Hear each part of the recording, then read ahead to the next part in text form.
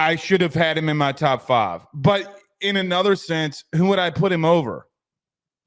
I would have put, and this is where I came down, I put him over Barrett Carter. I think that if we're going to go with the logic, we're going to talk about Harold Perkins in a second, but to talk about Hill, if we're going to acknowledge and say that Harold Perkins was used, 1, incorrectly, and 2, he is one of the best pure athletes on defense in college football, that he belongs at number 1, that there's the expectation, despite him being new to playing Will Backer this year, he's still going to be really good at it because he flies all over the field. He is a low 4.4 athlete. He's very physical. He's going to hit you. He's going to punch you in the mouth. He's going to do everything that you ask him to do. And the first couple of games might be a little bit of a slow burn of him figuring it out. He's eventually going to get there. I think that Anthony Hill was used very similarly to the way that Harold Perkins was as a true freshman.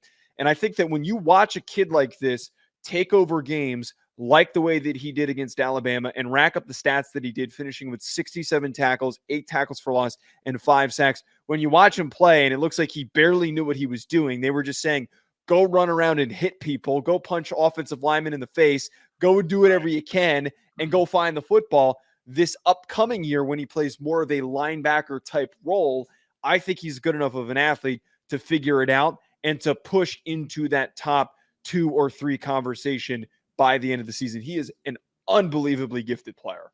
Let me give you my thoughts on Anthony Hill before I defend Carter, but I'm not defending Carter versus Hill, but I want to make that very well known. I don't disagree with anything that you said. I think he's a very good player. I think he's going to be an all-American, all-SEC type of guy. I just missed it. And look, I'll come out and say that I missed it. And that is on me.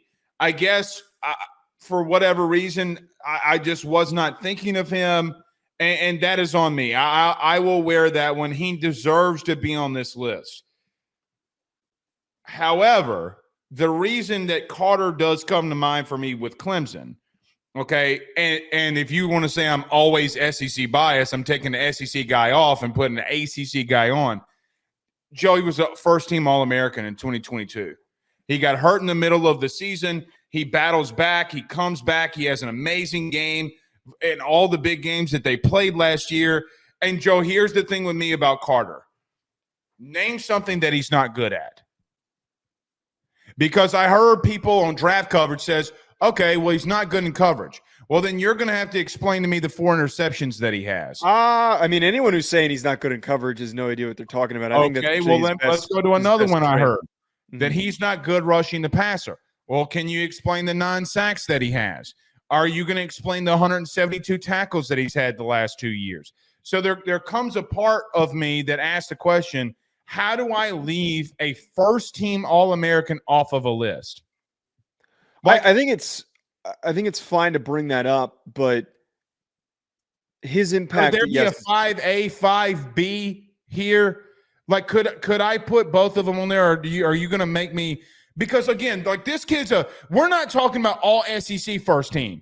We're talking about the entire country. He was a first team All-American. Joe, that is insane for him to do, considering how much chaos was flying around Clemson. But we're also talking about a guy that was a true freshman, and Barrett Carter was not touching this level of production and impact that Anthony Hill had as a true freshman. And I know that we try to avoid with these lists doing too much projection, but I think that I've got enough tangible evidence of him last year to say he really wasn't far off from Carter, and he's still really freaking young. And I think that as soon as he hits the ground running and starts to really figure out the role that he's playing in, he's at his first full off season. I know you don't disagree with me. I'm not sitting here to argue for I'm not trying to compare the two because they're two completely. Well, I am. Well, you are, but I am not. Yeah. Again, I can only say that so many times that I missed on Anthony Hill. But when I look at linebacker and I think of the top dudes in college football at the current moment, I cannot not mention, that's 2 negatives. Okay, my mom would kill me because she's an English teacher. I just can't leave him off. Like when I sent you the list, my heart literally could not keep him off the list. And I sent you the text. What did I tell you? You're going to hate my list. Because when I got down to it, when at the end of the day, well, for once, okay, But at the end of the day, we're talking about a first-team All-American here. We're talking about a guy that is sideline to sideline, and I don't think that there's anything that he doesn't do well. And to Dabo's credit, to his credit, defensively, they have not been bad. They've been good and they've recruited well. Offensively, yeah. Joey, he is the heartbeat of their team.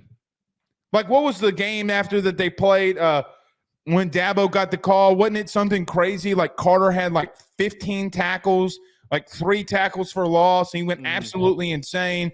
The other linebacker that got drafted from Clemson this past year also went nuts. Jesus. Jeremiah Trotter. Jeremiah Trotter Jr. He stunk. He's so overrated. Okay, well, regardless if he stunk or not, they both played with their hair on fire.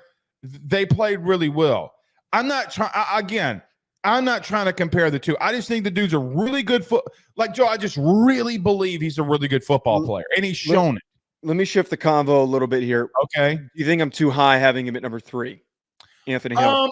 Yeah, because you're projecting. No, because you're projecting.